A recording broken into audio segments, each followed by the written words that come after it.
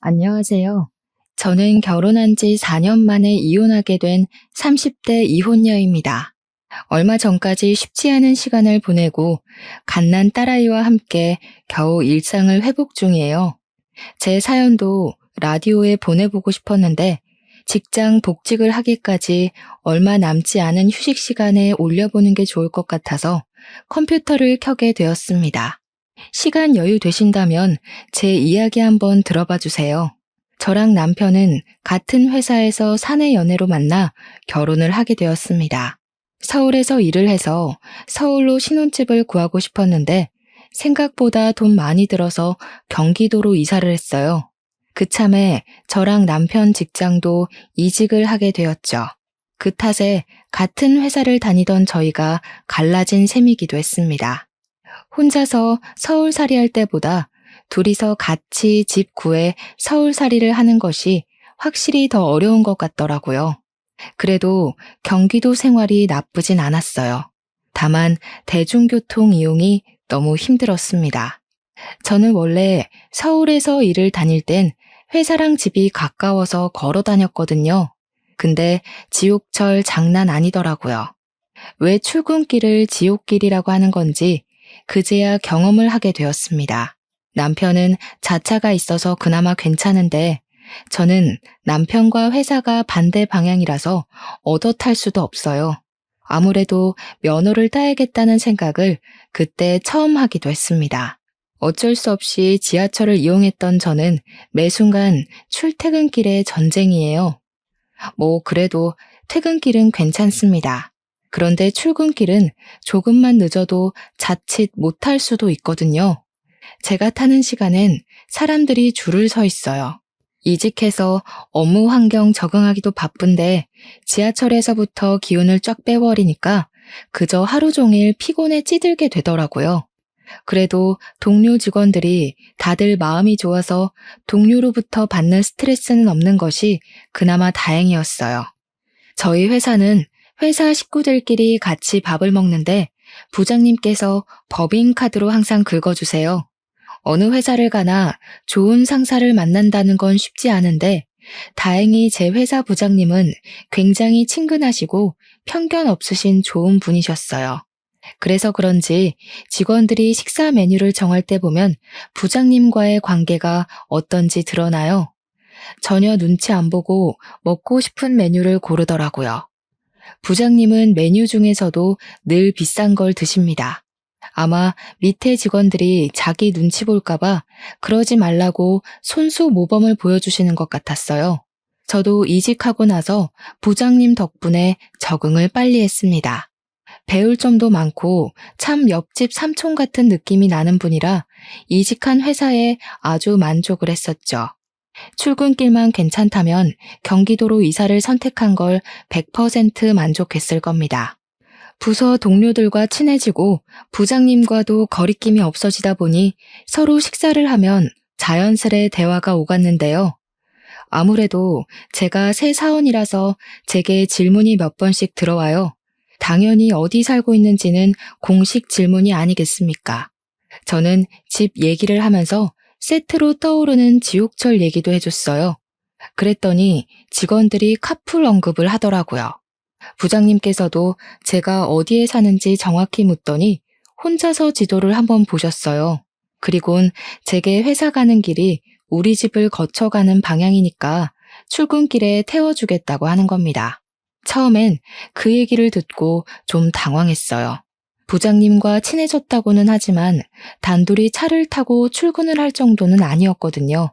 그래서 어색하게 웃으며 괜찮다고 상황을 모면하려고 했는데 알고 보니 부장님 차를 타고 출근하는 사원들 몇 명 더 있더라고요. 우리 부서에도 여직원 한 분이 타고 다닌다고 저보고 같이 합석하라고 하는 거 있죠. 그래서 저도 마음이 놓였고 그때부터 부장님 차를 얻어 타고 출근을 하기 시작했습니다. 부장님 차에는 저랑 부장님을 포함해서 여직원 2명, 남직원 3명이었어요. 만석이었지만 지옥철에 비하면 천국이나 다름없는 출근이라 얼마나 좋았는지 모릅니다. 이로써 제 경기도 삶은 완벽해졌다고 느꼈을 정도라니까요. 카풀, 사실은 당연히 남편한테도 밝혔습니다. 남편도 긍정적으로 생각해줬어요. 카풀을 하다 보니까 출근 시간까지도 여유로워졌는데요. 남편이랑 같이 아침밥을 겸상할 수 있어서 그것도 얼마나 좋았는지 몰라요. 그렇게 무난한 일상을 보내던 어느 날이었습니다. 주말에 마트 갈 일이 있어서 남편이랑 같이 움직였는데요.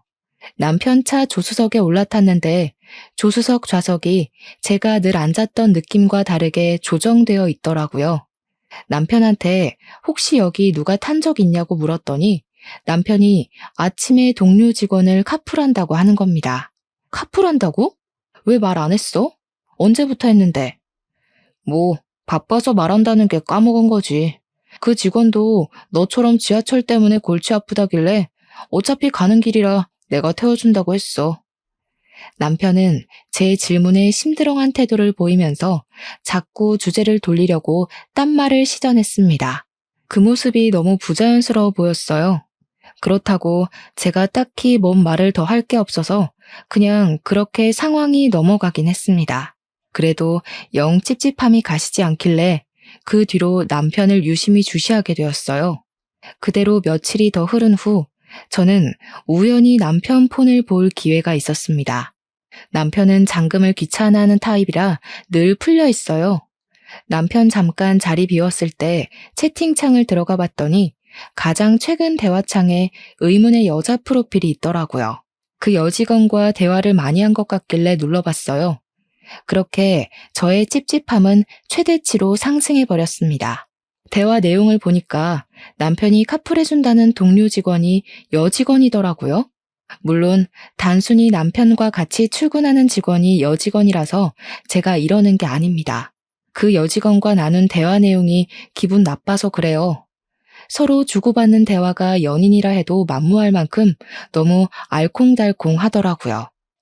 여직원이 무슨 아침에 간단한 과일이나 간식, 커피를 챙겨온다고 하면 남편이 눈웃음 보내면서 너무 좋다고 그 어린 여직원을 칭찬하고 띄워주고 난리인 거 있죠. 제일 마지막에 한 멘트에는 심지어 여직원이 남편에게 하트 이모티콘까지 보내놓은 거 아니겠습니까? 대리님, 내일 봬요. 제 꿈꾸세요. 이런 말을 왜 하는 걸까요? 거기에 남편은 또 뭐라고 답해놓은 줄 아시나요? 결혼하고 나서 저한테는 생전 이모티콘 안 써주던 남편이 그 여직원에게는 사랑의 총알을 쏘는 이모티콘을 보내놨네요. 이건 남편에게 안 물어볼 수가 없어서 저는 당장 남편에게 가서 숨기지 않고 남편에게 물어봤어요. 당신 카풀하는 직원이 여직원이었어? 왜 말 안 했어? 그 여직원이랑 단둘이 출근하고 있는 거야? 설마 퇴근도 같이 해? 내 폰 봤냐? 왜 남의 폰을 함부로 보고 난리야? 카풀하는 게 뭐? 그래 한다. 너도 카풀하면서 뭘 그렇게 정색해? 너는 되고 나는 안 돼? 내가 남 직원이랑 단둘이 타고 다니니? 둘이 대화한 거 보니까 그 여직원이랑 아주 신혼부부가 따로 없던데? 같이 출퇴근하는 거면 차만 얻어 타면 되지. 뭐하러 도시락을 싸고 커피를 챙겨오고 난린데. 그리고 당신 회사는 사원이 대리한테 내 꿈꾸라고 그러니? 막 하트 보내고? 아, 좀. 지금 하고 싶은 말이 뭔데? 내가 바람 피운다는 거냐? 야, 너 그거 정신병이야. 내가 무슨 스킨십을 했냐? 모텔을 갔어? 누가 보면 의부증이라고 보겠네. 이상한 소설 좀 쓰지 마. 무슨 말도 안 되는 소리라고 있어. 남편은 제게 성질을 와락 내면서 쌍욕까지 했습니다. 제가 여러 번 물은 것도 아니고 그날 처음 한번 물어본 거였어요. 그런 저를 정신병 취급까지 하는 남편에게 저도 서운하더라고요. 남편이 제게 해준 해명은 하나도 와닿지가 않고 시원하게 찝찝함이 사라진 것도 아닌데 되레 욕을 먹어버렸으니 남편이 너무 미웠습니다. 한편으로는 제가 본 의심스러운 정황이 사실일지도 모른다는 생각에 겁도 났어요. 그래서 그날은 저도 화가 나고 눈물 나서 서울에 있는 친정집으로 가버렸습니다. 부모님이 갑자기 찾아온 저를 보고 놀랐고 저는 굳이 남편과 있었던 일을 안 숨기고 얘기해줬어요. 난감했던 부모님은 제가 친정에 있다는 걸 몰래 남편에게 연락해서 알려줬나 보더라고요. 그날 밤에 남편이 찾아왔는데 친정 부모님께 줄 선물하고 제 것도 챙겨서 온 겁니다. 그리고 남편이 제게 먼저 잘못했다고 용서를 빌었어요. 내가 미안해. 그래도 이렇게 갑자기 친정으로 와버리면 어떻게 해. 장모님께서 전화와서 그렇게 얘기하는데 내가 얼마나 간 떨어질 뻔했는지 알아? 남의 집 귀한 딸내미 흠집냈다고 생각하실까봐 얼마나 노심초사했다고. 당신이 생각하는 그런 거 진짜 아니야. 그 여직원이 애교가 많아서 그랬을 뿐이야. 그 여직원이 애교 많고 안 많고가 중요한 게 아니잖아. 당신이 그걸 왜 받아주고 있냐고. 당신은 내가 다른 남자랑 하트 이모티콘 주고받고 아침마다 둘이서 도시락 까먹고 하면 좋겠어? 당연히 싫지. 상상만 해도 질투나네. 미안하다. 내가 입장 바꿔서 생각해봤어야 했는데 실수했어. 다신 안 그럴 테니까 그만 집에 돌아가자. 그럼 약속해. 카풀하지 않기로. 나도 다시 지하철 타고 다닐 테니까 당신도 이제부터 혼자 다녀. 아무도 카풀하지 마. 좀 유치하다 생각하실 수도 있지만 이렇게 확실히 싹을 잘라놔야 다음에 더 큰 문제가 안 생긴다고 생각했어요. 다행히도 남편은 제 입장을 이해해줬고 카풀도 안 하겠다고 수긍해줬습니다. 그래서 저는 그날 밤늦게 남편과 신혼집으로 돌아갔어요. 우린 그렇게 잠깐의 위기를 넘기고 무난하게 또 잘 살았습니다. 제 출근길은 다시 지옥철이 되었지만 다니다 보니 익숙해져서 괜찮았어요. 또 대중교통 이용하니까 생활 운동도 되는 것 같고 좋더라고요. 그러던 어느 날 제가 남편 차 트렁크에 볼 일이 있어서 남편 차키를 대신 들고 남편 차를 찾은 날이 있었는데요. 할 일을 하다가 우연히 조수석 방향을 보게 됐어요. 그런데 조수석 좌석이 좀 이상한 겁니다. 하던 일을 멈추고 조수석으로 가서 확인을 해봤더니 조수석 등받이가 뒤로 확 젖혀져 있는 거 아니겠어요? 조수석이 젖혀져 있을 일이 뭐가 있을까요? 제가 운전을 안 해서 운전자 행동에 대해 잘 아는 건 아니지만 조수석을 완전히 젖힐 만한 일이 뭐가 있나요? 알고 계시면 코멘트 좀 부탁드립니다. 어쨌든 제가 몰라서 그럴 수도 있지만 일단 저는 그게 이해가 안 되었다는 거예요. 그래서 남편한테 가서 또 따지듯이 물었습니다. 왜 조수석이 뒤로 넘어가 있냐고 말이죠. 아, 운전하다가 피곤해서 갓길에 차 대고 눈 좀 붙였어. 운전하다가 졸리면 조수석에서 그렇게 자는 운전자들 많아. 그럼 운전석을 넘겨서 자면 되는 거 아닙니까? 왜 불편하게 조수석까지 넘어와서 자는 거죠? 이해 안 되는 부분은 여전히 많았지만 괜히 더 질문했다가는 싸울까봐 넘어가야 했어요. 솔직히 설마 또 카풀하고 있냐고 여자랑 딴짓한 거 아니냐고 묻고 싶었거든요. 근데 참았어요. 근거 없이 남편을 몰아붙이고 싶진 않았습니다. 그 일은 그냥 그렇게 넘어갔어요. 바쁘게 살다 보니까 애매한 건 오래 못 붙들고 있고 금세 까먹게 되더라고요. 그렇게 시간이 흐르고 가족 여행을 가는 날이 왔는데요. 저랑 남편은 결혼 때부터 적금을 모아서 훗날 가족 여행을 가자고 계획을 했었습니다. 벌써 적당 금액이 맞춰졌고 덕분에 가족 여행을 실현할 일정을 잡을 수 있었어요. 이번 여행은 해외로 가는 거라서 친정이랑 시댁을 다 모아서 떠나기로 했습니다. 그래서 이미 한 달 전에 티켓이랑 호텔, 식당 등등 다 예매를 마친 상태였어요. 적금에서 남는 돈으로는 시댁이랑 친정에 캐리어 한 대씩 사드렸고 기분 내시라고 옷도 사드렸어요. 양가 부모님은 물론 저도 들떠서 오랜만에 쇼핑도 많이 했습니다. 그런데 이렇게 끌어오른 기분을 단번에 차게 식도록 만든 당사자가 있었는데요. 바로 제 남편이었습니다. 남편이 가족 여행 떠나기 일주일 전에 갑자기 자기는 여행을 못 가겠다고 하는 겁니다. 회사에서 중요한 프로젝트 하던 게 비상이 걸렸다면서 오랜 기간 휴가를 낼 수 없다고 통보를 하는 거 아니겠습니까? 진짜 미안해. 나도 이렇게 될 줄은 몰랐어.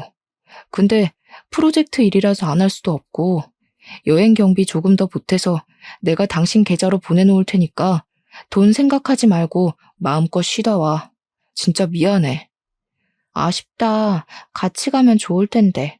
하필 타이밍이 그렇네. 어쩔 수 없지. 시댁에는 자기가 말씀드려. 우리 집엔 내가 말할게. 원래 같이 가기로 한 상황에서 구성원이 한 명 빠지면 괜히 김 빠지잖아요. 그때 제 기분이 딱 그랬어요. 하지만 어쩌겠어요. 저도 남편과 동종업계 사람이라서 프로젝트에 비상이 걸리면 휴가 반납해야 된다는 거 누구보다 잘 알고 있거든요. 많이 아쉬웠지만 어쩔 수 없었어요. 결국 남편 빼고 양가 부모님 모셔서 가까운 여행지로 떠났습니다. 고맙게도 남편이 공항까지는 데려다 주고 갔어요. 나중에 귀국하는 날에도 마중 오겠다고 약속해 주었어요. 남편의 배웅을 받을 때는 마치 영영 이별하는 것처럼 속상했는데 놀다 보니까 또 그런 건 금방 잊히더라고요. 그래도 한 번씩은 남편도 같이 왔으면 좋았을 텐데 하는 아쉬움이 불쑥불쑥 튀어나왔어요. 양가 부모님은 저더러 낙오된 놈 생각 말고 노는 데에 집중하라고 했지만 그래도 제가 남편의 배우자 아닙니까? 남편은 제가 꾸준히 챙겨야지 누가 하겠어요. 한참 돌아다니면서 실컷 먹고 저녁 식사는 호텔 레스토랑을 예약해 놓았습니다. 마침 저희가 그 호텔에 묵었기 때문에 잠깐 옷 갈아입는다고 숙소로 흩어졌어요. 남편이 왔다면 같이 사용했을 호텔에서 저 혼자 덩그러니 침대에 앉아 휴대폰을 확인했습니다. 여유 시간이 있어서 남편한테 연락해 보려고요. 때마침 남편한테 먼저 문자가 와 있더라고요. 잘 노는지 궁금해서 연락했겠구나 싶은 생각을 하면서 확인했는데 그 문자 내용이 좀 이상했습니다. 저기요, 나 회식 끝났어. 이제 차 타거든? 집에 가서 많이 사랑해 줄게. 기다려. 제가 여행을 떠나서 집에 없는 거 알 텐데 남편이 왜 이런 문자를 보냈지? 처음에는 당황스러웠어요. 근데 생각할수록 뭔가 수상하게 느껴지더라고요. 저는 바로 남편한테 전화를 걸었습니다. 안 받더라고요. 계속 걸었어요. 근데 거는 족족 고의로 끊어지기만 하더니 나중에는 아예 전화가 꺼져 있다는 신호음이 들렸습니다. 그 뒤로도 여행 내내 남편에게서 연락이 안 되었어요. 이거 정말 수상하지 않습니까? 이건 제가 남편에게 따지고 들어도 의부증이냐는 욕먹을 이유 없는 거 아닌가요? 여행을 오고 당일만 즐거웠지 저는 남편 때문에 신경 쓰여서 남은 여행 기간 동안 엄청난 스트레스를 받으며 보냈습니다. 한국으로 돌아갈 날만 기다리며 칼을 갈았어요. 그리고 드디어 한국 귀국날. 원래라면 남편이 데리러 오기로 했는데 연락이 안 되니까 저는 양가 부모님께 택시비를 챙겨드리고 배웅해야 했습니다. 저도 택시를 타고 바로 집으로 갔어요. 남편은 당연히 출근을 해서 없는 시간이었습니다. 저는 도착하자마자 가방 정리도 안 하고 옷도 안 갈아입고 바로 집을 뒤졌어요. 아니, 딱히 뒤질 필요도 없었습니다. 화장실 들어가자마자 쓰레기통에 보이는 피임 도구 포장지를 보고서 남편의 불륜을 확신했어요. 남편이 평소 청소하는 걸 잘 못해서 제가 가족여행 가기 전에 쓰레기를 한번 싹 다 정리해주고 갔거든요. 근데 갔다 왔더니 저도 모르는 껍데기가 떡하니 있네요? 이거 완전 증거물 아닙니까? 단단히 화난 저는 남편이 퇴근하는 시간까지 씻지도 않고 기다렸다가 마주했어요. 슬그머니 들어온 남편은 제가 무어라 한마디 하기도 전에 제 앞으로 다가오더니 다짜고짜 무릎을 꿇었습니다. 밑도 끝도 없이 미안하다고만 하길래 그런 식으로 상황을 무마하려는 것 같아서 제가 구체적으로 물었어요. 대체 그 문자 뭐냐고, 나 몰래 바람 피우냐고 따지면서 꼬치꼬치 캐물었습니다. 그랬더니 남편이 제가 여행 가 있는 내내 마땅한 변명거리를 못 찾았던 건지 끝내 불륜 사실을 인정했어요. 미안해 여보. 내가 진짜 정신 나갔었나 봐. 잠깐 현혹되었던 거지 절대 진심 같은 건 없었어. 무슨 말을 해도 여보한테 핑계로 들릴 거 아니까 말도 제대로 못하겠는데 나 진짜 한 번밖에 안 했어. 뭐? 지금 그걸 변명이라고 해? 이런 식으로 행동해놓고 지난번에 나더러 의부증이니 정신병이니 그랬던 거냐? 그때 그 카풀 여직원이랑 바람 피운 거지? 그년이랑 나 몰래 계속 카풀도 했지? 그건 진짜 아니야. 카풀은 당신이랑 약속했을 때 진작에 끝냈어. 그냥 그 애가 갑자기 자기 애인이랑 헤어졌다고 술 한잔 해주면 안 되냐고 해서 밖에 춥기도 하고 우리 집에서 간단하게 한잔 했는데 그래서 잤다. 심지어 우리 집을 데리고 왔네. 그래, 그랬겠지. 그랬으니까 미처 뒤처리도 제대로 못하고 나한테 걸렸겠지.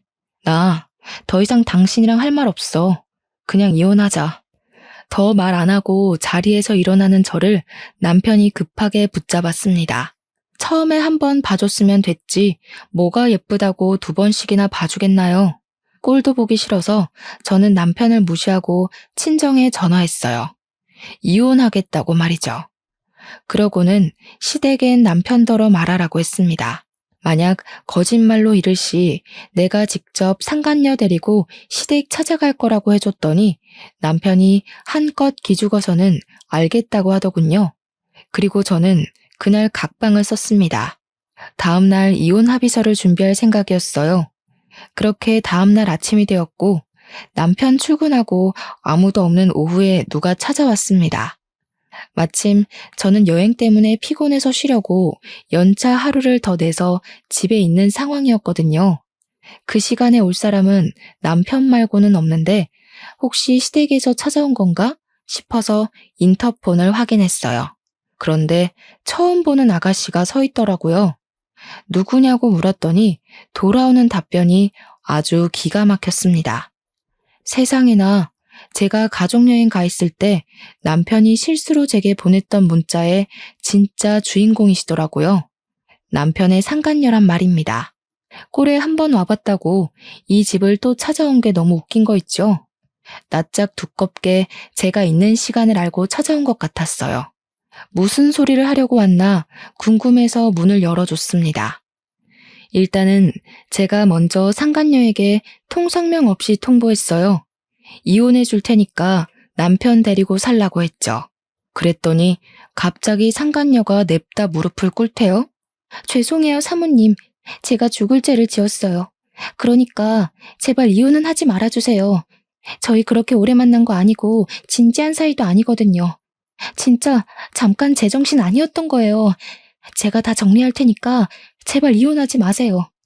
제가 예상했던 시나리오가 아니라서 황당하기도 했고 기가 막히기도 해서 웃음이 터졌습니다. 불륜 저지를 땐 짜릿하고 좋았는데 막상 책임지려고 하니까 싫었나 보더라고요. 내가 왜 그래야 되죠? 이미 그쪽이 우리 가정 다 파탄냈어요. 실컷 불 질러놓고 다 타버린 쓰레기장에서 저더러 도망가지 말고 살라고요. 그건 피해자 두 번 죽이는 일이죠. 이왕 몸이 시키는 대로 저질렀으면 계속 몸이 시키는 대로만 움직여요. 쓸데없이 계산하려 하지 말고. 잘못했어요, 사모님. 다시는 대리님 앞에 나타나지 않을게요. 저 때문에 대리님이 흔들린 거니까 제가 알아서 떨어져 나가면 대리님도 다신 한눈 안 팔 거예요. 제발 부탁드려요. 너무 화가 났습니다. 상간녀가 뻔뻔한 표정만 지어도 바로 머리채를 잡아버리려고 했는데 이렇게 두 손 싹싹 빌면서 용서를 구하니까 진짜 돌아버리겠더라고요. 솔직히 이혼하지 말라는 상간녀 말에 안 흔들렸다면 거짓말입니다. 요즘은 이혼이 예전보다 쉽긴 해도 저는 제 인생의 결혼 실패 이력을 남기고 싶지 않았거든요. 무슨 욕을 하셔도 달게 받을게요. 근데 이혼만큼은 제발요. 대리님이 사모님 많이 좋아하고 계세요. 그런데 이혼하면 두 분 너무 속상하실 거잖아요. 제가 불청객 맞으니까 제가 알아서 빠져준다고요. 불청객이 사라져주겠다는데 굳이 이혼할 필요는 없지 않으세요? 지금 장난해요? 학교에서 반성문 쓰는 겁니까? 실컷 불륜행각 다 저질러서 잘 사는 가정 어지럽혀 놓고 어쩜 뻔뻔하게 이혼을 하지 말라고 해요? 그쪽이 뭔데 내 선택에 이래라 저래라 간섭하는 거냐고요. 상간녀는 자기 때문에 이혼만은 말아달라 사정하고 겨우 떠났습니다. 그 뒤로 저 진짜 많이 고민했어요. 뒤도 안 돌아보고 이혼을 하려고 했는데 남편과 상간녀가 서로 나서서 용서하고 이혼을 말리는 꼴이니 안 그래도 머릿속 복잡해 죽겠고 어떤 방향으로든 결론을 내고 싶었습니다. 그러나 하필 그 시기에 뜻밖의 소식이 찾아왔어요. 황당하게도 제가 임신을 해버린 겁니다. 임신한 걸 한 달 좀 넘어서 알게 됐는데 아무래도 가족 여행 가기 전에 만들어진 아이 같았어요. 임신 때문에 더 이혼이 고민되었습니다. 솔직히 이혼하지 말자는 쪽으로 마음이 기울고 있었어요. 저는 남편에게 임신 사실을 알리면서 주먹으로 한 대 쥐어 박아줬습니다. 그러자 남편이 다시 무릎을 꿇으면서 앞으로는 절대 바람 안 피운다고 울면서 매달리더군요. 결국 저는 아기 때문에 이혼을 포기하게 되었어요. 아기에게 완연한 가정을 선물해주고 싶었거든요. 그렇다고 제가 남편을 용서한 건 아닙니다. 저는 남편의 실수를 절대 잊지 않고 남편 태도를 지켜봤어요. 의외로 남편은 제가 출산을 할 때까지 연애 때도 안 보여줬던 사랑과 노력을 쏟아붓더라고요. 퇴근하면 바로 집에 오는 것은 기본이었고, 제가 먹고 싶다는 게 있으면 새벽 늦게라도 동네를 다 돌아서 갖다 바쳐줬어요. 매일 밤 자기 전에 마사지도 해줬고, 틀살 크림은 저보다 더 꼼꼼하게 챙겨서 발라주었습니다. 남편은 정말 지극정성이었어요. 10번 찍어 안 넘어가는 나무 없듯이 저도 남편의 한결같은 헌신에 끝내 마음이 풀리고 말았습니다. 저는 그렇게 남편에게 공주 대접을 받으면서 무사히 순산을 했어요. 아주 예쁜 딸을 낳았습니다. 남편이 딸을 안으면서 세상을 다 가진 얼굴을 만들었을 때 그 순간 저는 남편과의 관계에서 더 없는 행복을 느꼈어요. 남편이 건네는 손을 맞잡으면서 우리 더 열심히 살자고, 우리 딸같이 잘 키워보자고 서로 다짐하고 약속했습니다. 가족 하나 더 생겼을 뿐인데 집안 분위기가 많이 바뀌었어요. 조금 더 가족이란 울타리가 단단해진 느낌이었달까? 어쨌든 하루하루가 바쁘면서도 행복했습니다. 이렇게만 행복할 수 있게 해달라고 틈만 나면 속으로 빌기도 했네요. 하지만 또 너무 행복하면 불행이 찾아온다는 말이 있잖아요. 그게 괜히 나온 말이 아닐 거란 말이죠. 그래서 한편으로는 왠지 모를 불안을 느끼기도 했습니다. 아니나 다를까 끝내 제게는 더 이상 참지 못할 불운이 또 닥치고 말았는데요. 어느 날 남편이 새벽에 자다가 갑자기 벌떡 일어나더니 허겁지겁 옷을 입기 시작하더라고요. 덩달아 놀란 저도 몸을 일으키며 왜 그러냐고 물었는데 남편 하는 말이 부장님 아내가 상을 당했다고 하는 겁니다. 그 말에 저도 당황해서 얼른 남편의 검은 옷 찾아주고 양말까지 챙겨주었어요. 세수도 못하고 나가는 남편을 위해서 대충 물티슈로 눈곱만 정리해준 뒤 배웅을 했습니다. 오늘 아침까지 못 들어올 것 같으니까 나 신경 쓰지 말고 자. 우리 딸한테 무슨 문제 있으면 바로 연락하고. 우리 걱정하지 말고 당신 운전 조심해. 서울이라고 했지? 이 새벽에 언제 거기까지 가냐. 졸릴 것 같으면 차에 있는 껌 꼭 씹어. 남편은 제게 걱정 말라고 괜히 깨워서 미안하다며 제 이마에 뽀뽀를 해주고 나갔습니다. 그렇게 치밀하게 준비해서 나가더니 결국 이 모든 게 거짓말이란 걸 알았을 때 정말 괴로웠어요. 알고 보니까 남편이 그리 바쁘게 튀어나간 것이 부장님 아내 상이 아니라 상간녀 출산 때문이었더라고요. 그걸 제가 어떻게 눈치챘는지 말씀드릴게요. 급하게 나간 남편 때문에 잠이 깬 저는 우리 딸이 잘 자는지 살피다가 일찍 깬 김에 세탁기 예약 맞추려고 빨래 뒤졌거든요. 근데 그 순간 낯선 냄새가 코로 훅 들어오더라고요. 저도 남편도 누구도 쓰지 않는 향수 냄새였습니다. 그래서 저는 그 옷을 찾아 일일이 냄새를 맡아봤고 유독 심하게 냄새가 나고 있는 남편의 등산복 바지를 발견했어요. 바로 그 옷 뒤졌는데 뒷주머니에서 웬 영수증이 있길래 살펴보니까 상표가 어느 산부인과더라고요. 그때 저는 잊고 있던 과거의 트라우마가 바로 도졌습니다. 제가 남편의 부장님을 모르는 게 아니거든요. 남편이 신혼 때에 직장 사람들을 집으로 데려온 적이 있어서 안면을 튼 사이입니다. 그래서 저는 확인을 하고 싶었어요. 그렇다고 늦은 새벽에 민폐를 끼칠 순 없어 뜬 눈으로 남은 새벽을 다 지샌 후에 다음날 아침까지 기다렸다가 일찍 부장님께 연락해봤습니다. 부장님 연락처는 남편 회사에 전화만 해도 부장님 책상으로 연결될 수 있었어요. 안녕하세요, 부장님. 저 김지훈 대리 와이프입니다. 남편 혼자만 보내서 죄송해요. 저도 같이 갔어야 했는데 딸이 있어서 못 가보고 이렇게 전화만 드려요. 아, 김지훈 대리 알죠? 근데 무슨 말씀이신지 이해가 잘 안 되네요. 김지훈 대리를 어디에 보냈다는 거죠? 오늘 연차를 낸 걸로 알고 있는데요. 네? 사모님께서 상을 당하셨다고 들었는데 아닌가요? 저는 그때 부장님의 불쾌한 헛기침을 들었습니다. 역시 이 모든 건 남편의 핑계였다는 것이 밝혀진 셈이었어요. 남편에 대한 불륜을 확신했죠. 저는 바로 부장님께 사과를 드린 후에 남편을 어떻게 맞이할지 생각했습니다. 근데 나중에 오후 좀 넘어가니까 남편한테 따로 문자가 오더라고요. 문자를 보면서 진짜 온갖 정남이가 다 떨어졌어요. 남편은 지금 부장님이 너무 힘들어하셔서 동료들끼리 3일 내내 곁을 지켜주기로 했다며 외박한다고 하는 거 아니겠어요? 순간 기가 막혀서 웃음도 안 나왔습니다. 제 분노는 시간이 갈수록 최대치를 향해 올라갔어요. 가만히 앉아서 남편을 기다리고 있을 수만은 없겠더라고요.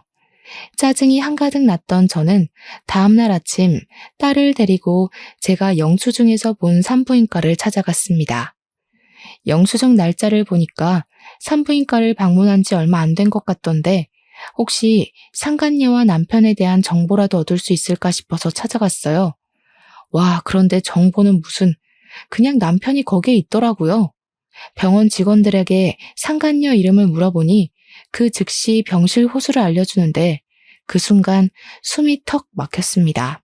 직원들이 알려준 곳으로 가서 문 열었는데 우습게도 둘 다 아직 꿈나라인 거 있죠? 들어가서 제대로 구경해보니까 여자 얼굴은 좀 낯익더라고요. 누군가 했더니 지난번에 저한테 이혼하지 말랬던 그년 아니겠습니까?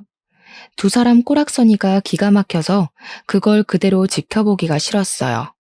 저는 바로 주위에 있는 가습기 물 뽑아서 자고 있는 남편 얼굴에 확 들이부어 버렸습니다.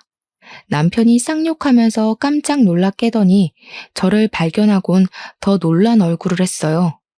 순식간에 산만한 분위기에 상간녀도 잠에서 깼습니다. 상간녀 또한 저를 알아보곤 꽤나 당황하더라고요.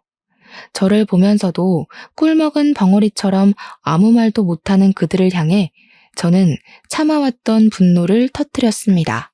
야, 당신 내가 이혼하자고 할 때 왜 잡았니? 니녀는 내가 이 새끼 가지라고 했을 때 왜 싫다고 밀어냈어? 그래놓고 지금 이거 뭐 하자는 건데? 사람 속 뒤집어 놓는 악취미라도 있는 거야? 둘이 그게 통해서 계속 만났던 거냐? 이 쓰레기들이 보자 하니까 사람 바보 만드네? 여보, 어떻게 여기를 알고 왔어? 아니, 지금 여보가 오해한 거야. 내가 나가서 설명해 줄게. 몸도 성치 않으면서 애까지 데리고 이런 데로 오면 어떡해? 남편은 당황해서 많이 흥분한 저를 밖으로 내보내려 했습니다. 저는 그런 남편의 손길을 뿌리친 뒤 귀싸대기를 시원하게 날려주었어요. 그러고는 재차 이혼을 통보해 줬습니다. 그러니 남편이 또다시 제 앞에 무릎을 꿇더군요. 이제 보니까 저와 남편의 관계가 마치 쳇바퀴 돌듯 제자리를 계속 돌고 있다는 걸 그때야 느꼈습니다. 내가 잘못했어. 쟤랑 따로 살림 차릴 생각은 전혀 없었어. 갑자기 애가 생기는 바람에 그냥 애 낳는 것만 봐주고 연 끊으려고 했다고. 나한테는 당신이랑 우리 아윤이밖에 없어. 믿어줘. 와, 이거 정말 정신 나간 놈이네. 나한테 정신병 어쩌고 하더니 너야말로 머리가 어떻게 된 거 아니냐? 즐길 거 다 즐기고 애까지 낳으면서 양쪽 살림하고 있던 주제에 나랑 내 딸을 입에 담아? 감히 그 더러운 입으로 우리 아윤이를 언급해? 야, 꺼져. 너 같은 쓰레기 다시 주워 담기 싫으니까 전현한테 꺼져버리라고. 안 돼, 여보. 나한테 쟤는 아무것도 아니라니까. 나 진짜 당신이랑 딸 위해서 잘해보려고 마지막으로 해결하러 온 거야. 그동안 내가 당신한테 얼마나 잘했는지 알잖아. 넌 날 호구로 보는 거니? 우리 아윤이 태어난 지 아직 100일도 안 됐거든? 근데 저 여자 이제 출산했잖아. 저 여자가 네 애를 임신했다는 게 뭔 소리겠어? 네가 나한테 잘하는 척 연기하면서 전현이랑 붙어먹고 있었단 소리 아니야. 남편이 개소리 시전하는 게 어처구니 없어서 소리를 빽 질러버렸습니다. 우리 딸이 놀라서 울길래 모자를 살짝 눌러서 귀를 막아주었어요.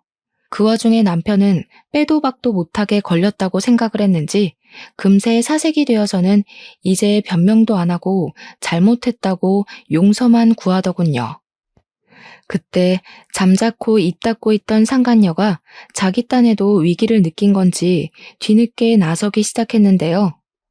사모님, 오해하지 마세요. 저 애 보육원이나 베이비박스에 버릴 거예요. 태어나면 오빠랑 다신 연락 안 하기로 했어요. 그러니까 제발 오빠랑 헤어지지 마세요. 저 유부남 때문에 인생 망하기 싫다고요. 아직 새파란 청춘인데. 이런 정신 나간 여자 본 적 있으십니까? 상간녀가 정신 나간 소리를 해대는데 진짜 철딱서니가 없더라고요. 보육원이나 베이비박스에 버리다니 아이는 무슨 죄입니까? 유부남이랑 실컷 즐겨놓고 청춘 망할까봐 겁이 난다니. 이거 제가 이해해줘야 되는 건가요? 저는 웬만하면 산모한테 손찌검을 안 하려고 했거든요. 근데 전혀 나불대는 입술이 끝까지 이기적이라서 도무지 못 들어주겠더라고요. 그래서 우리 딸이 혹시 울면 먹이려고 타왔던 분유를 꺼내서 그 상간녀 얼굴에 쳐 뿌려버렸습니다. 유부남한테 발목 잡혀서 청춘 아깝다고? 청춘 따질 시간에 분유 처먹는 것부터 다시 배워야겠는데 엄마 뱃속에서부터 이미 인생 망해서 태어난 게 무슨 청춘을 누린다고. 네 손으로 망친 네 인생 남더러 책임지라고 하지 마. 뭐라고요? 뭐 하는 짓이에요, 환자한테. 아무리 화가 나도 감히 산모한테 이러면 안 되죠. 상식이 없어요? 옷 다 버렸잖아. 옷 갈아입기도 힘들어 죽겠는데. 상식 없는 년한테 상식 없냐는 말 들으니까 우습네. 처음에 내가 이혼한다 했을 때 안 말렸으면 소송 같은 거 안 했어. 근데 지금 너 하는 꼬락서니 보니까 소송해줘야겠다. 내 남편이랑 회사 같이 다니지? 네 남자랑 사이좋게 해고 한번 당해봐. 남의 인생 망쳐놨으면 똑같이 당할 각오했어야지. 상간녀가 자기 분에 못 이겨서 저를 향해 소리를 지를 때 저는 황급히 제 딸의 귀를 막았습니다. 그리고 얼마 뒤에 간호사들이 병실로 뛰어들어왔어요. 그러거나 말거나 저는 그만 병실을 나서려고 했습니다. 그런 저를 남편이 붙잡으면서 여보 여보 거렸고 졸지의 간호사들은 이 병실의 산모가 상간녀라는 것을 알게 되었을 겁니다. 혹시나 직원들 헷갈리지 말라고 저는 남편을 내치면서 소송장 받을 준비하라고 선포해주고는 병원을 빠져나왔어요. 그대로 나온 저는 남편이 따라오는 걸 느껴서 급하게 택시를 잡아탔습니다. 택시 문을 닫았을 때 남편이 들이닥치려고 했는데 제가 빨리 출발해달라고 해서 남편을 따돌렸어요. 근데 산부인과 주차장이 지상에 있었거든요. 남편이 급하게 차로 뛰어가더니 제가 탄 택시를 따라잡는 거 아니겠습니까? 그때 저 정말 무서웠어요. 저렇게까지 쫓아올 만큼 간절한 줄 몰랐거든요. 그렇게 가정을 지키고 싶었으면 욕구에 무너지질 말았어야지. 이미 할 거 다 해놓고 봐달라뇨. 제가 뭐 돌아가기만 하면 그 자리에 그대로 있는 고양 같은 존재입니까? 이젠 남편의 똑같은 패턴에 흔들려줄 생각이 없었어요. 아무래도 제가 남편의 불륜에 내성이 생겨버렸나 봅니다. 어쨌든 출발한 지 한 3분 정도 지났을 때도 남편이 계속 쫓아오고 있었어요.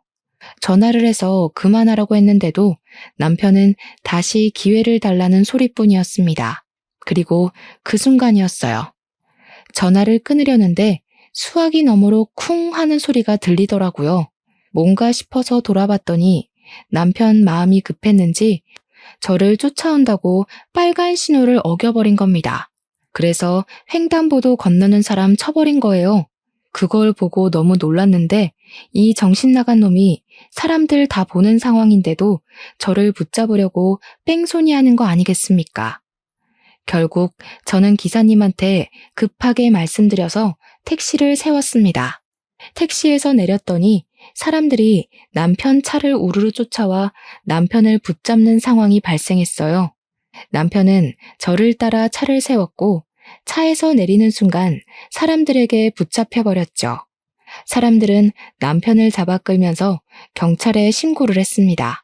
사람을 쳐놓고 어딜 도망가냐고 쓰레기 취급을 당했어요. 그 와중에도 남편이 제게 얘기 좀 하자고 소리를 지르길래 저는 오히려 사람들한테 도움을 청했을 뿐입니다.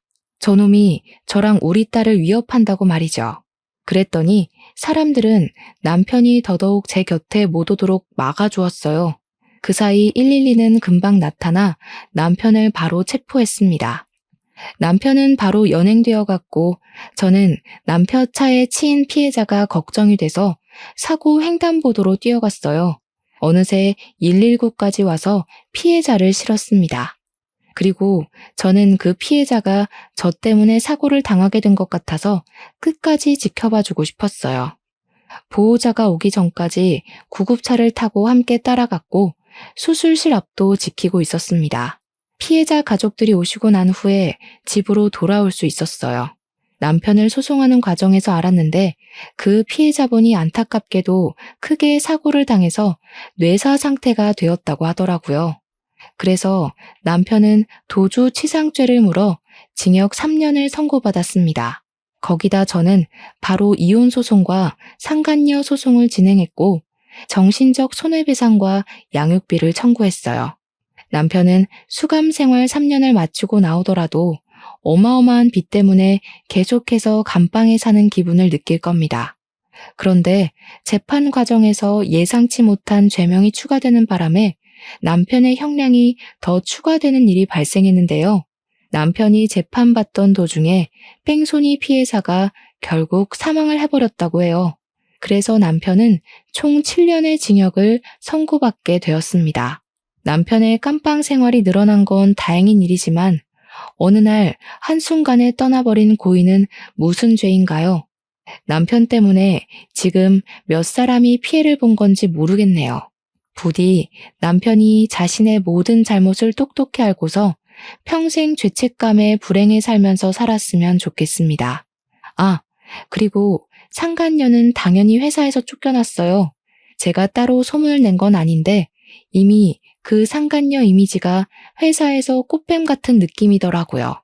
제 전남편이랑만 사고를 친 게 아닌 건지 몇 건 더 걸린 것 같았는데 아이를 임신한 건 제 전남편과 처음이 아니었나 봐요. 이미 널리 소문이 퍼진 거 있죠? 딱히 더 이상 손댈 이유는 없을 것 같아서 상간녀와의 관계는 그 정도로 마무리해버렸습니다. 그렇게 저는 현재 신혼집을 정리하고 딸과 함께 다시 서울로 이사를 갔어요. 아무래도 식구 하나라도 더 있는 곳에 있어야 그간의 상처를 빨리 잊을 수 있을 것 같았거든요. 다행히도 딸은 아직까지 건강하게 많이 웃으면서 크고 있어요. 저도 받은 위자료가 많아서 한동안은 일 안 하고 딸이랑 부모님과 힐링의 시간을 좀 보낼까 합니다. 그리고 현재는 친정집 이사도 알아보고 있어요. 전 남편이 평생 그곳에서 늙어 죽을 만큼 긴 형량을 받은 것이 아니기 때문에 언젠가는 저를 찾을 수도 있을 것 같단 말이죠. 경기도에 집을 없애버렸으니 그 다음 찾아올 곳은 서울 친정집일 확률이 높거든요. 저희 가족을 지키려면 전 남편과 연결되어 있는 모든 영역을 끊어내야 된다고 생각했습니다. 괜히 부모님께도 민폐를 끼치고 있는 것 같아 좀 죄송하네요. 앞으로는 괜한 남자 믿지 말고 단단한 엄마로서 새 인생을 살아보려 합니다. 여러분들께서 응원 한마디씩 해주시면 더 힘이 날 것 같아요. 저도 여러분들의 앞날을 멀리서 응원하겠습니다. 꼭 감당할 수 있는 고충만 겪으시고 감당하기 벅찬 행복을 느끼시길 바래요. 그럼 지금까지 사연 들어주셔서 감사합니다.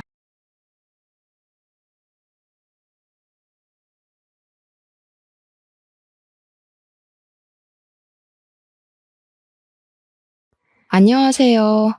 저는 이제 결혼 생활을 이어간 지 10개월이 넘은 30대 후반이 된 여자입니다.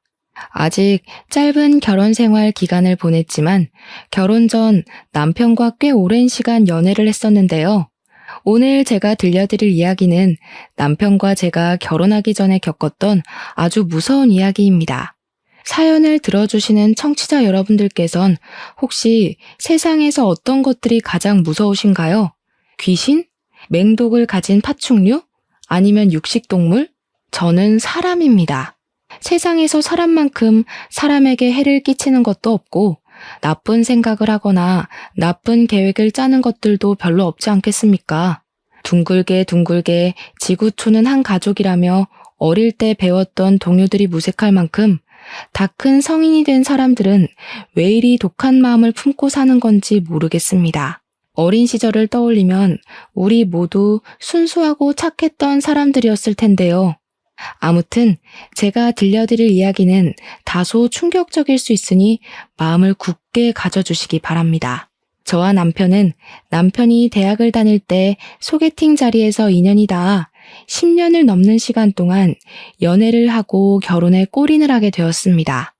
남편과 제가 다른 문제가 있어서 결혼을 늦게 한 건 아니고 서로 자리를 잡고 결혼을 하려고 하니 사건들이 빵빵 터지는 바람에 늦춰지다 10달 전에 하게 되었네요. 남편에게는 여동생이 둘이나 있었는데 다들 연년생이기도 했고 사이는 좋지도 나쁘지도 않은 대면대면한 관계였다고 했습니다. 그 여동생들이 얼마나 기가 막힌 인간들인지 지금부터 이야기를 시작하겠습니다. 제 남편은 어린 시절부터 아주 부유한 가정에서 자랐다고 했습니다. 우리가 생각하는 일반적인 부유한 가정 말이죠. 집에 그랜드 피아노도 있고 2층 집에 살고 마당도 있어서 반려견과 뛰어놀기 딱 좋은 그런 환경 말입니다. 우리 남편에게는 부족함 없이 모든 걸 채워주신 시부모님이셨는데 남편의 어머니, 그러니까 친모가 일찍 세상을 떠나게 되었다고 했습니다. 우리 남편이 아직 어릴 때 암이라는 몹쓸 병에 걸리는 바람에 투병 생활을 꽤 힘들게 하시다가 돌아가셨는데요. 시부는 일을 하느라 바빠서 친모를 잘 챙기지 못했다고 하더라고요. 소 잃고 외양간을 고친다고 친모가 죽고 나서야 시부는 뼈저린 후회와 반성을 하게 되었고 2번의 실수는 하지 않겠다고 다짐을 했다고 합니다. 아들만큼은 제대로 챙기겠다며 각오를 다지고 아들에게 엄마의 손길이 필요하다는 것을 깨닫고는 정말 우리 남편을 위해서 재혼을 하셨다고 합니다. 연년생 여자아이들 둘을 홀로 열심히 키우고 계셨던 시모는 시부의 눈에는 정말 성품도 바르고 인내심도 많고 생각이 깊은 그런 사람이었다고 했습니다. 시부는 돈이 넘치게 있었으니 시모가 데려온 2 딸들이나 남편이나 차별하지 않고 모든 걸 고르게 베풀면서 키웠다고 하셨습니다. 장난감을 사도 셋이 똑같이, 문제집을 사도 셋이 똑같이, 학원을 다녀도 셋이 똑같이, 전자기기나 옷을 살 때도 똑같이 하셨다고 했습니다. 다르게 했다가는 친자식과 양자식을 차별한다고 예민한 아이들끼리 싸움이 날지도 모른다고 생각하셨다고 했어요. 그런 시부의 노력이 통한 건지 재혼한 여자, 그러니까 시모도 정말 우리 남편을 친자식처럼 생각하고 키우셨다고 했습니다. 혼내는 것을 눈치 보지 않고 정말 자식이 바르게 자랄 수 있도록 하나하나 세심하게 살피면서 말입니다. 극악무도하다는 사춘기를 옆에서 꿋꿋하게 견뎌내셨고 다른 건 몰라도 어른들을 공경하고 예의범절을 지키는 사람으로 키우기 위해 노력하셨다고 했습니다. 우리 남편이 사춘기를 심하게 겪은 편이었다고 하는데 어린 마음에 반항심으로 뻗대기도 하고 집안의 물건을 박살내면서 정신 나간 놈처럼 굴기도 했었대요. 그럴 때마다 시모는 남편에게 그래서 마음의 응어리가 풀린다면 얼마든지 하라고, 하지만 우리가 진짜 가족인 것은 잊지 말라면서 사랑으로 감싸주셨다고 합니다. 우리 남편이 이런 집구석에서 하루도 더 살고 싶지 않다면서 가출을 했는데 시모가 울면서 맨발로 우리 남편을 뒤쫓아오셨다고 해요. 등짝을 마구마구 때리면서 이놈 자식아, 엄마를 두고 어디 가냐고 눈물을 뚝뚝 흘리는데 우리 남편이 고개를 숙여 내려보니 발이 엉망이셨대요. 유리 조각에 찍힌 건지 돌부리에 찧은 건지 새끼발가락이 찢어져서 피가 뚝뚝 흐르는데도 아픈 줄도 모르고 남편에게 집으로 가자고 하셨대요. 그때 우리 남편이 처음으로 엄마의 사랑이라는 게 이런 건가 싶은 생각이 들면서 마음을 열고 새 가족을 받아들였다고 했습니다.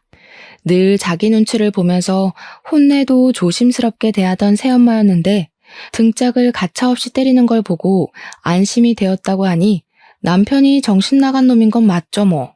그 뒤로 남편은 시모를 극진하게 챙기면서 둘도 없는 단짝 같은 사이가 되었고 고민도 나누고 행복도 나누는 사이가 되었다고 했습니다. 남편에게는 시모가 데려온 연년생 딸이 둘이 있다고 하지 않았겠습니까? 오늘 이야기의 주인공이자 대단한 우리 신우들 말입니다.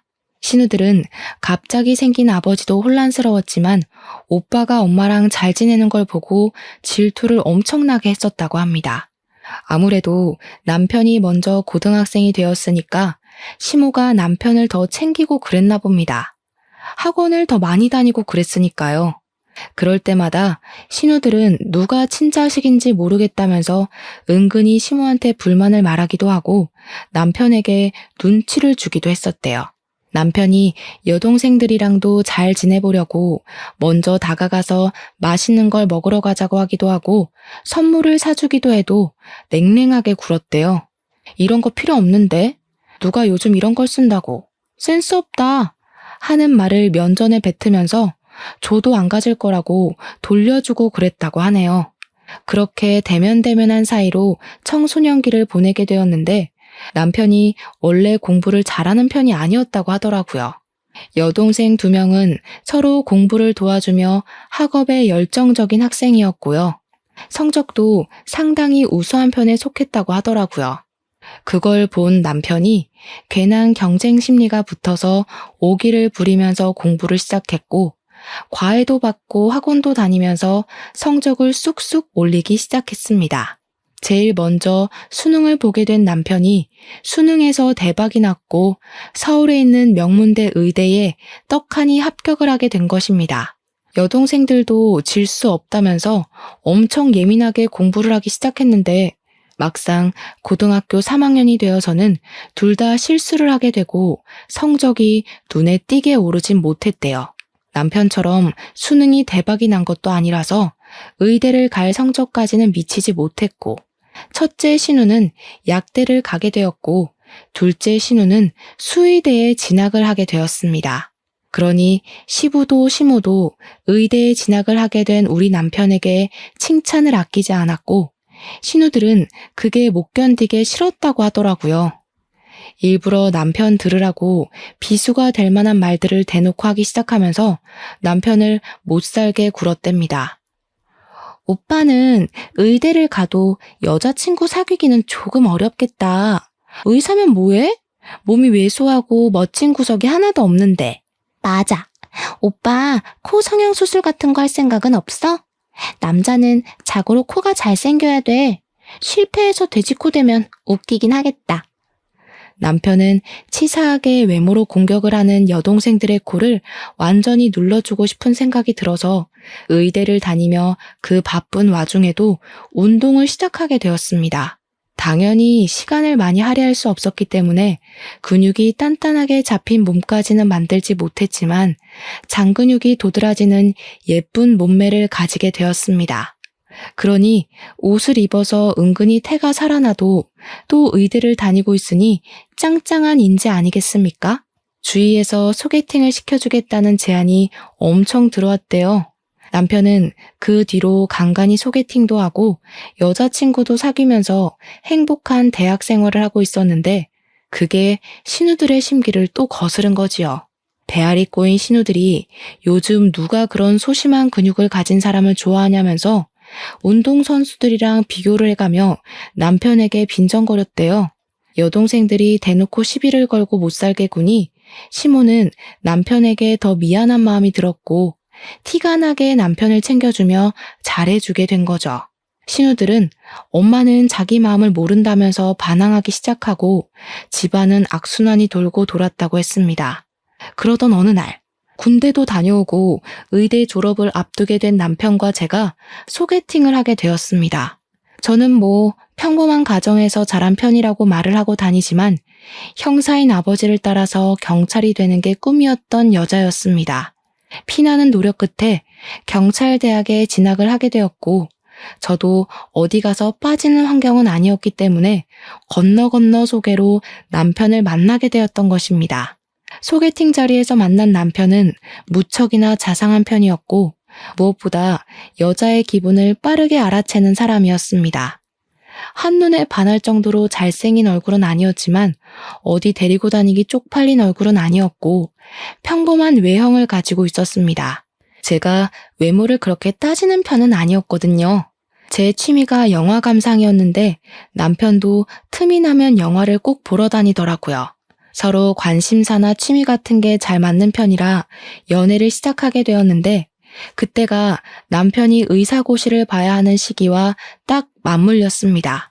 의사고시 합격을 해야 면허가 나왔기 때문에 남편은 공부에 집중을 했어요. 흉부외과에 가고 싶다는 목표가 뚜렷한 사람이었거든요. 자신의 손으로 많은 사람들을 살리는 의사가 되고 싶다는 꿈이 있었기에 저는 공부하는 남편을 방해하지 않으며 응원을 하고 지지하고 있었습니다. 그때 저는 경찰대를 졸업하고 전술 지휘 과정을 이수하고 보직 근무를 막 시작할 시기였습니다. 그래서 저도 새로운 환경에 적응을 해야 하는 시점이라 무척이나 바쁘게 하루를 보내고 있었는데 남편 집이 마당이 딸린 집이었다고 하지 않았겠습니까? 남편에게는 청소년기 시절부터 키웠던 아주 오래된 반려견이 한 마리 있었는데 자식들이 전부 바쁘니까 시모가 맡아서 키우고 있었던 반려견이었습니다. 정말 똑똑하고 사람을 좋아하고 말도 잘 듣는 반려견이라서 저도 몇 번 본 적이 있었는데 정이 가는 그런 놈이었습니다. 남편이 10년을 키운 반려견이라 그런지 몸에 좋다는 사료부터 시작해서 미용도 꼼꼼하게 해주며 키우고 있었습니다. 나이가 있는 것 치고는 잘 뛰어놀고 건강도 괜찮아서 오래오래 함께 살 것이라고 생각했던 반려견이었습니다. 둘째 신우가 수의대에 진학을 하게 되면서 반려견의 건강도 잘 챙기게 되니 사실 걱정할 게 전혀 없는 상태이기도 했습니다. 남편이 의사고시를 볼 시점에 이미 둘째 신우는 수의사로 동물병원에 취직을 해서 일을 하면서 돈을 벌고 있었습니다. 남편은 반려견의 건강검진을 받기 위해서 둘째 신우가 일을 하는 동물병원으로 가게 되었는데 이것저것 둘째 신우가 검사를 하더니 심각한 표정을 짓더랍니다. 반려견에서 심장 사상충이 발견이 되었다면서 이미 꽤 진행이 된 상태였다고 오래 살기는 힘들 것 같다면서 마음의 준비를 했다는 겁니다. 그러기엔 아픈 기색이 전혀 없었던 터라 남편은 무척이나 멘탈이 흔들리게 되었고 둘째 신우에게 어떻게 치료를 하면 되냐고 물어보았대요. 일단 심장 사상충 약을 쓰긴 써야 하는데 이미 진행이 많이 되어서 어찌 될지는 모르겠다고 매일 약을 먹이라고 치료제를 처방해줬다고 합니다. 그런데 정말 아픈 게 맞았는지 약을 쓰는데도 점점 기력을 잃어가던 반려견이 글쎄 동물병원에 입원을 하게 되었습니다.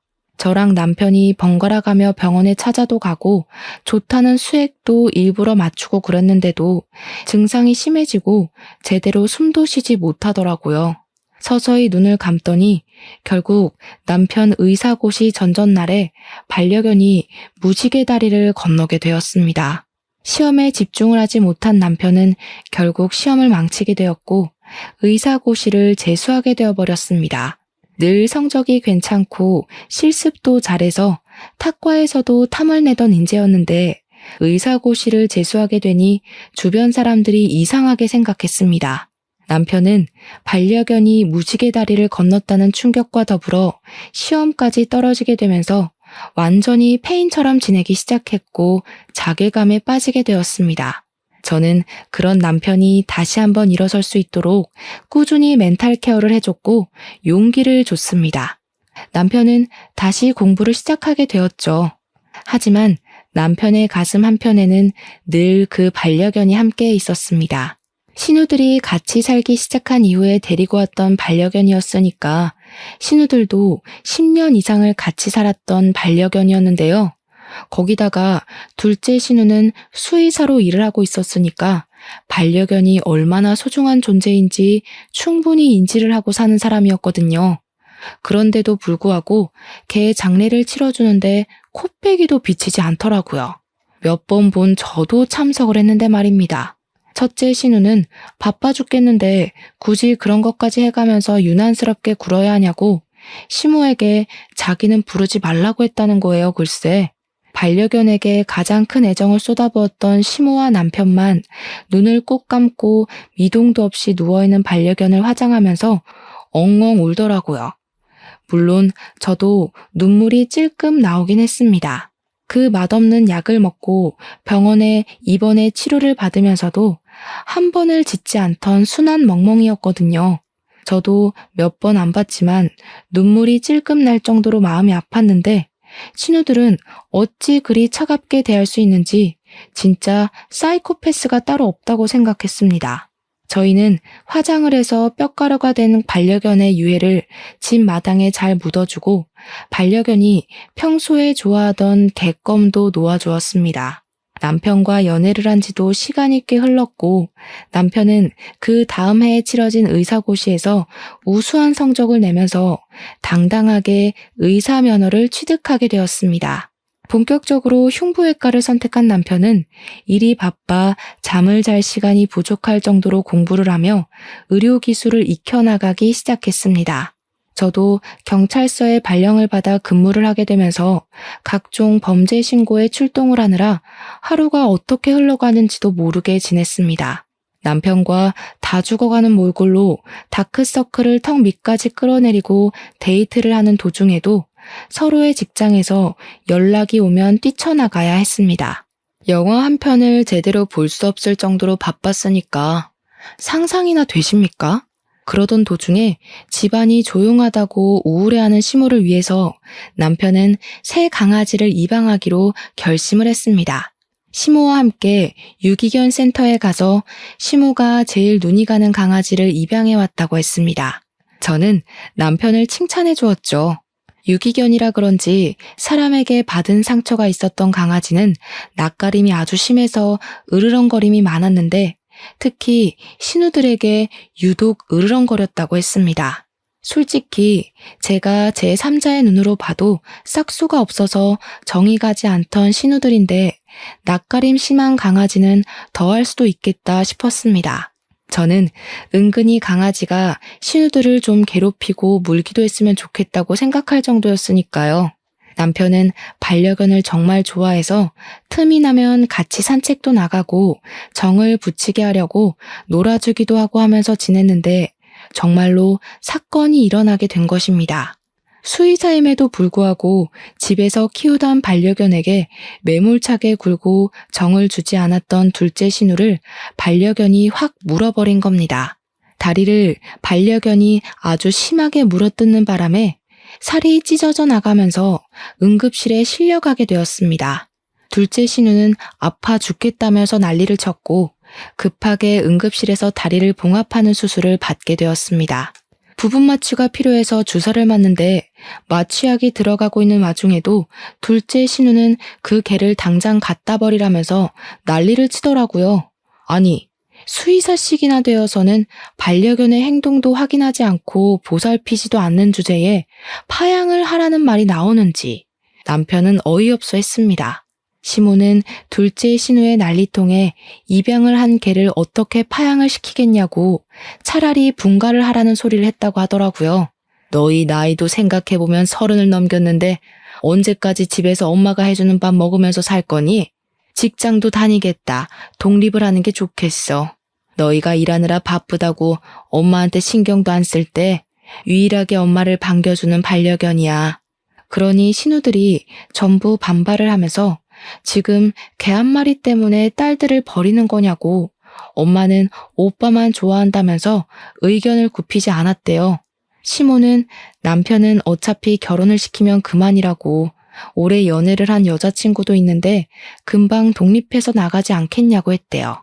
신우들은 만나는 남자도 없는데 언제까지 본가에 틀어박힐 거냐고, 독립해서 살아봐야 부모의 소중함도 알게 되는 것 아니겠냐고요. 시부는 시모의 말이라면 껌뻑 죽는 분이셨기 때문에 시모의 강경한 태도에 숟가락을 얹으셨고요. 결국 신우들은 타이로 독립을 하게 되었고, 신우들은 끝까지 시모에게 너무하다는 말을 하면서 투룸 빌라를 얻었다고 하더라고요.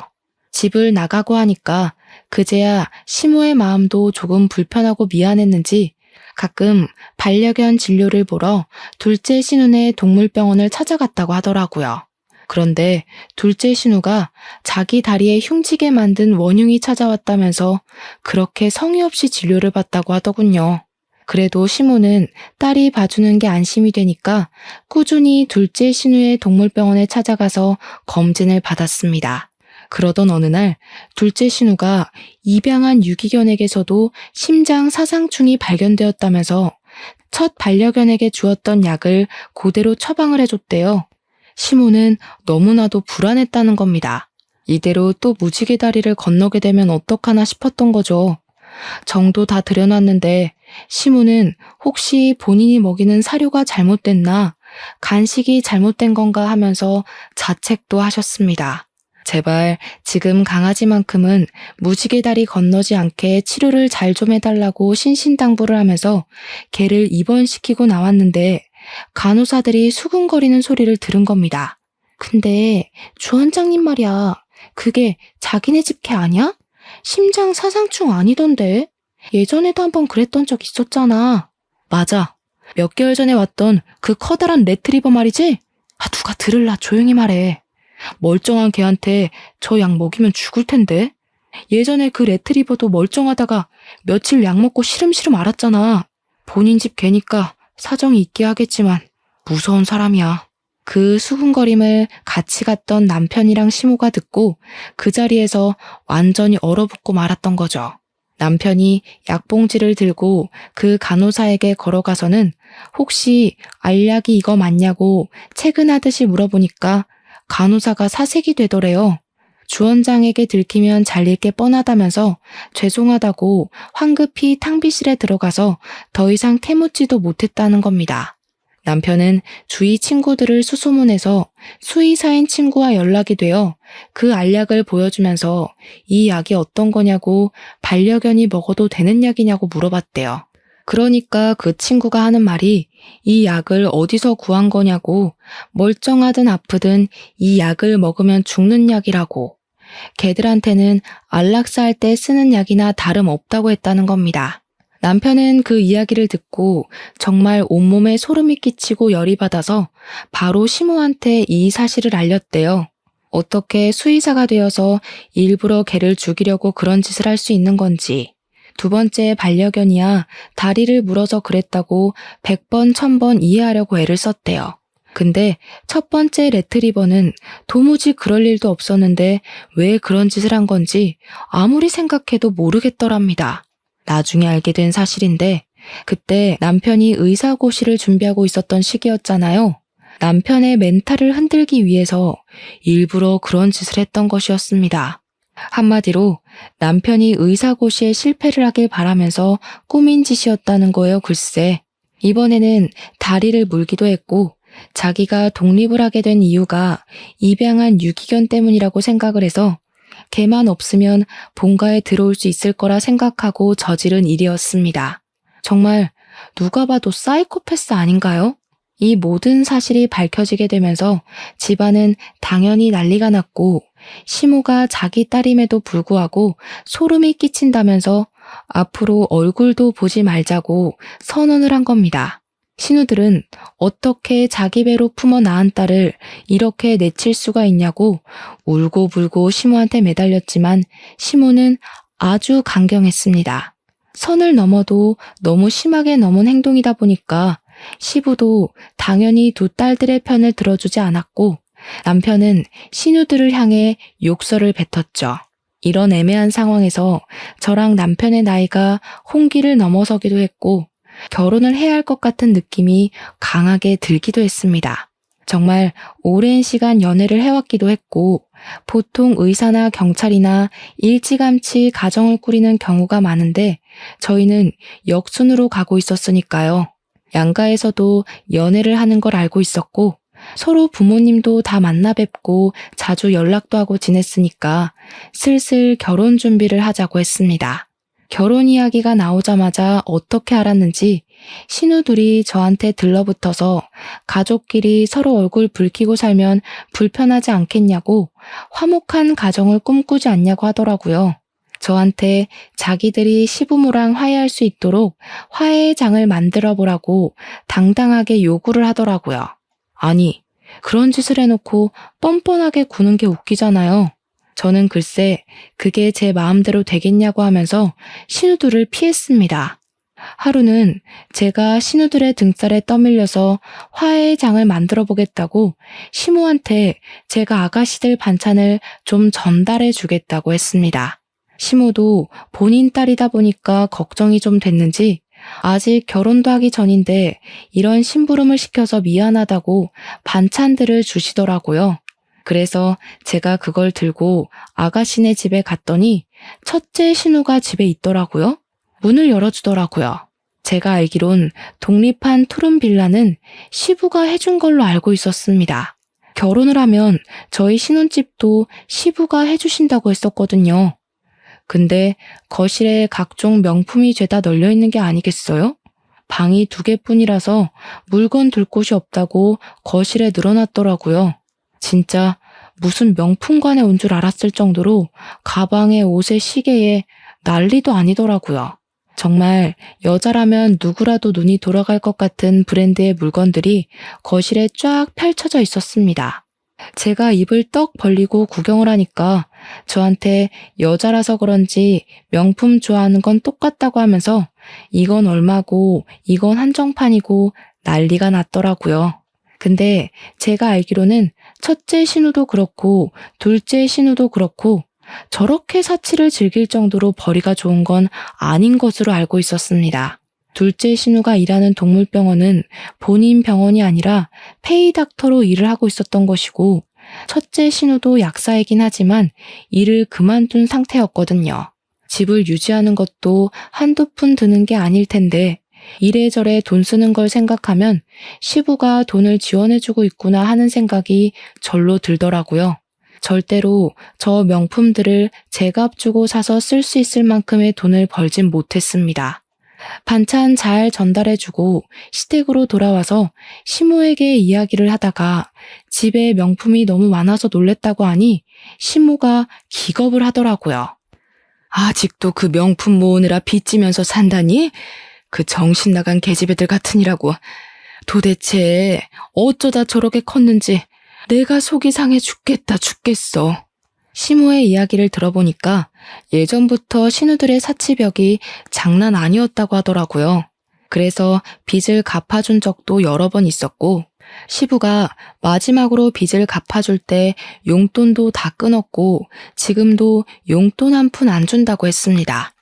돈을 주면 명품을 사느라고 돈을 다 써서 밑 빠진 독에 물 붓는 거나 다름없다고 하는데 저는 뭐 할 말이 없어서 입을 꾹 다물었죠.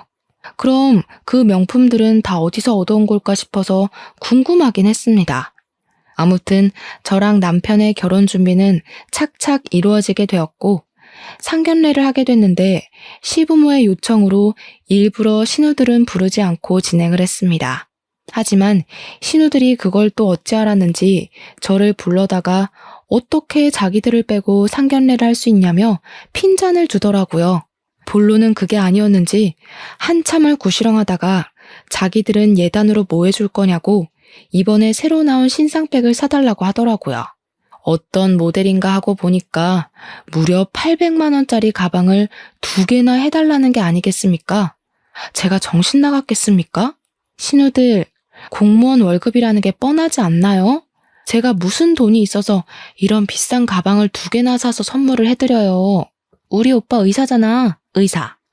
의사 남편 데려가면서 그 정도는 당연히 해야 하는 거 아니야? 우리가 뭐 집을 사오래, 차를 사달래? 그 정도도 못해? 신혼집도 우리 아빠가 얻어준다고 하던데 당연히 성의는 보여야지. 그 집도 시아버지께서 해주시는 거지 신우들이 해주는 건 아니잖아요. 제 월급으론 턱도 없어요. 못 해드려요. 그러니까 저한테 경우가 없네 우리 집을 무시하는 처사네 결혼 반대하겠다고 호들갑을 떨더라고요. 제가 기가 막혀서 시모한테 일렀더니 시모가 몸을 부들부들 떨면서 미안하다고 자기 딸들이지만 왜 저러는지 모르겠다고 하더라고요.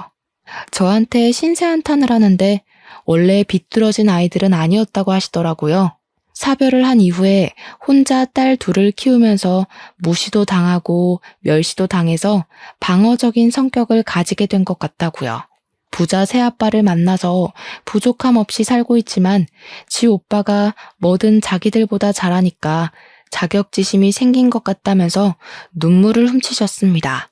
외적으로 치장하고 돈을 쓰는 것으로 위안을 삼는 것 같다며 정신병원이라도 보내야 할 것 같다는 말에 저러다가도 정신 차리는 날이 올 거라고 위로를 했습니다. 정신을 차리기는 개뿔. 신우들은 평생이 가도 정신을 차리지 못할 게 분명합니다. 어느 날 시댁으로 소송장이 하나 날아왔다고 하더라고요. 시모가 아무 생각 없이 열어봤는데 글쎄 그대로 목덜미를 잡고 넘어가고 말았습니다. 첫째 신우가 만나던 남자가 있었는데 그 인간이 유부남이었던 것입니다. 본가로 상간자 소송장이 날아왔고 집안이 발칵 뒤집어진 겁니다. 시부는 이제 더는 못 봐준다고 노발대발 난리가 났고 시모는 개거품을 물고서 쓰러지고요. 저랑 남편은 집안이 바람잘 날 없는 와중에 결혼 날짜가 다가오고 있어서 긴장을 멈출 수가 없었습니다.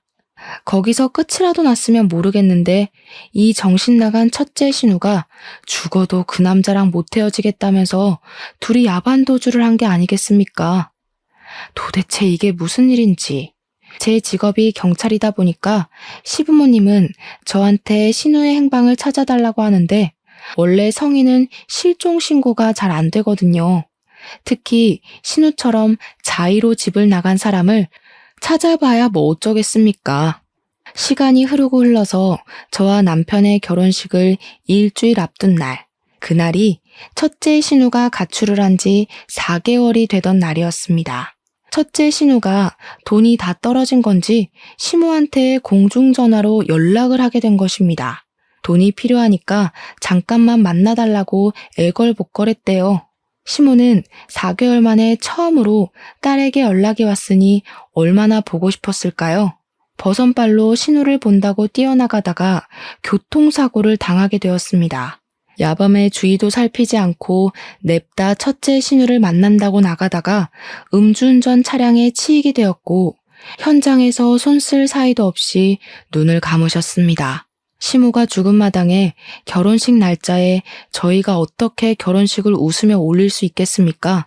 그래서 결혼식을 취소하고 미루기로 했습니다.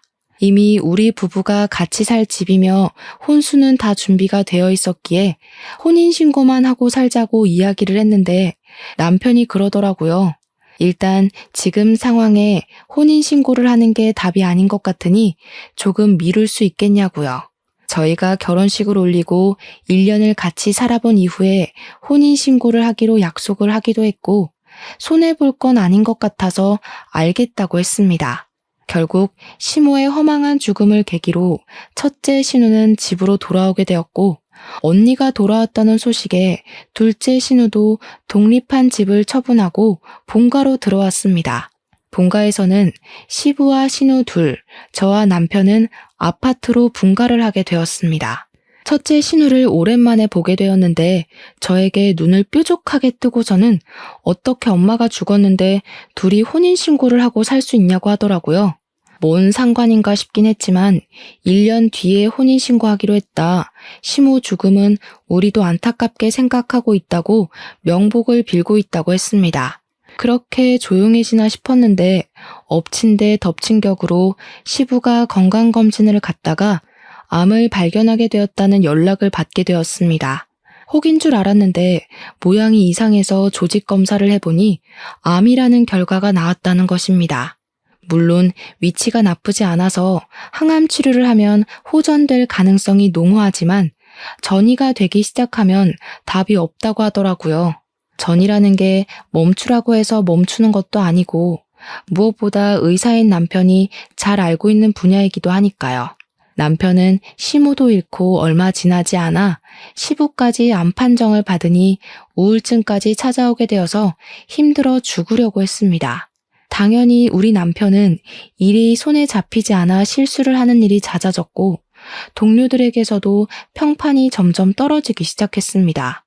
남편은 저에게 일을 쉬고 싶다고 말을 했고 저는 그런 남편의 정신 건강이 회복되는 것이 우선이 되어야 한다고 생각해서 쉬라고 이야기를 했습니다. 시부가 어떻게 될지 모르는 마당에 일을 하는 것보단 시부를 잘 보살피는 것이 자식된 도리로서 해야 할 일이라고 생각을 했습니다. 그래서 저희는 더 자주 시댁에 방문을 하게 되었는데 그때마다 신우들은 시부 눈치를 보고 있고 시부는 한숨만 푹푹 쉬고 있었습니다. 신우들 때문에 스트레스 받아서 병세가 더 깊어지는 것 같다고 하는데 무슨 일인지는 말을 하지 않으시더라고요. 저랑 남편은 대충 또 사고를 쳤나 보다 하고 말았는데요. 제가 출근을 하고 범인의 행적을 쫓던 어느 날 급하게 연락을 받게 되었습니다. 남편이 갑자기 본가에서 쓰러졌다는 연락이었습니다. 저는 놀래서 형사님들에게 양해를 구하고 병원으로 달려가게 되었습니다. 신우들이 저를 보자마자 호들갑을 떨면서 제 남편이 약을 먹었다고 하는 게 아니겠습니까? 약을 먹다니. 그게 무슨 소리인지 몰라서 손이 벌벌 떨렸습니다. 오빠가 계속 괴롭다 우울하다 하더니 갑자기 방에 들어가서 약을 먹어버렸어요. 위세척도 하자고 해서 다 하고 처치가 끝났다고 하는데 오빠가 눈을 못 뜨고 있어요. 어떡해요 언니. 의사 선생님을 만났는데 선생님도 이상하게 약 기운이 다 빠져나간 것 같은데도 의식이 돌아오지 않는다고 간혹가다 이런 환자도 있긴 하니까 지켜보라고 하더라고요. 이대로 눈을 못 뜨고 혼수 상태가 되는 사람들도 있다고 하는데 식은땀이 다 나더라고요. 저는 그때부터 계속 남편 간호를 시작했는데 제가 하는 일이라는 게 하루 종일 병실을 지킬 수 있는 여유가 나지 않는 일이잖아요. 간병인을 두려는데 신우들이 자기들이 지은 죄가 많으니 남편 병간호를 하고 싶다고 하더라고요. 철이라도 든 건지 물론 그 생각은 아주 잠깐이었고요. 시부한테 들었는데 남편이 약을 먹은 날 첫째 신우랑 다투는 소리를 들었다고 하시더라고요. 첫째 신우가 시모 보험금을 홀라당 타먹고서는 그 유부남이랑 노느라 돈을 다 썼다는 거예요. 그걸 남편이 알게 되었고 둘이 한참을 싸웠다고요. 시부가 그래서 요 며칠 계속 한숨만 쉬고 있었고 신우는 눈치를 본 거라고 하더라고요. 그 말을 듣는데 약간 느낌이 쎄했습니다. 우리 남편은 신우의 극진한 간호에도 불구하고 눈을 뜨지 못했고 시부는 저에게 새 삶을 찾으라고 했습니다. 혼인신고도 안 했고 동거만 한 것이니까요. 시부는 항암 치료를 받고 있었지만 점점 쇠약해져 갔고 이제는 둘째 신우까지 일을 그만두고 시부와 남편을 보살폈습니다. 저는 월급의 일부를 신우들에게 송금하며 간병을 부탁했고요. 하루는 일이 조금 애매한 시간에 끝나서 남편의 얼굴을 보러 병실에 들렸습니다. 그런데 간호사들이 모여있는 공간에서 이상한 소리가 들리더라고요. 1102호 환자 조금 이상하지 않아? 약도 잘 안 들어가고 깨어나지 못할 이유가 없는데 피검사는 왜 안 하지? 거기 보호자가 피검사 죽어도 안 한다고 하잖아. 1102호 환자는 바로 우리 남편이었거든요. 저는 살금살금 병실 앞에 섰는데 신우들의 말소리가 들렸습니다. 언니랑 오빠랑 혼인신고 안 한 거 맞지? 등본 떼봤다니까. 아빠도 곧 죽을 것 같은데. 그럼 재산 다 우리 거 되는 거지? 저는 그 말을 듣자마자 너무 놀라서 재빨리 휴대폰을 꺼내고 녹음 앱을 눌렀습니다. 그리고 살짝 열려있는 문틈으로 휴대폰을 들이밀고 녹음을 뜨기 시작했어요. 오빠만 빨리 죽으면 된다니까. 아씨, 나 동물병원에서 이제 마취제도 더 못 가지고 나와. 우리 원장이 알아서 나 잘렸잖아. 새 병원 취직하라니까. 소문나서 취직도 못하게 생겼어. 내가 차려야 될 것 같은데. 돈이 어디 있어서 동물병원을 차려. 언니 약 사면서 약 하나 못 구해? 나도 약 빼돌리다가 잡혀서 면허 취소된 거 몰라? 오빠 빨리 죽이려면 약이 더 필요한데. 그럼 약을 더 구할 방법이 없나? 내가 친구한테 부탁을 해두긴 했어. 우리 집 개가 너무 힘들어해서 안락사 해야 할 것 같은데 약 좀 구해달라고. 준대? 된대? 아니, 안 된다고 하는데 아빠랑 오빠가 투병 중이라서 병원에서 하고 싶다고 졸랐지 뭐. 한 일주일만 기다려보라던데? 안락사 약이면 위험한 거 아니야? 부검하자 그러면 어떡해. 피검사도 거절하고 있는데 부검이 안 한다고 하면 장땡이지. 혼인신고 안 한 게 신의 한 수다. 어쩌다가 그렇게 빚을 지게 된 건지 진짜. 한 방에 갚을 수 있는 기회가 생겨서 다행이지. 아니었으면 우리 새우잡이 배라도 탔어야 했을걸. 신우 둘이 낄낄거리면서 웃는데 저는 손이 벌벌 떨려서 휴대폰을 놓칠 뻔했습니다.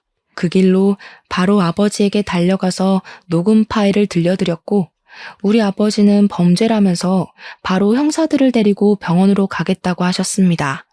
저는 정확한 증거가 더 필요하다 생각하여 다음날 병원으로 가 신우들 몰래 간호사에게 피검사를 부탁했습니다. 피검사 결과 사람 몸에서 검출될 수 없는 약물들이 나왔고 아빠는 바로 체포영장을 들고 병원에 찾아왔습니다. 병원에서는 신우들과 남편을 격리시켰고 남편에게는 해독제가 투여되었습니다. 신우들은 경찰에 체포가 되었고 끝까지 부정을 했지만 범죄의 증거가 명확하였기에 법의 심판을 받게 되었습니다.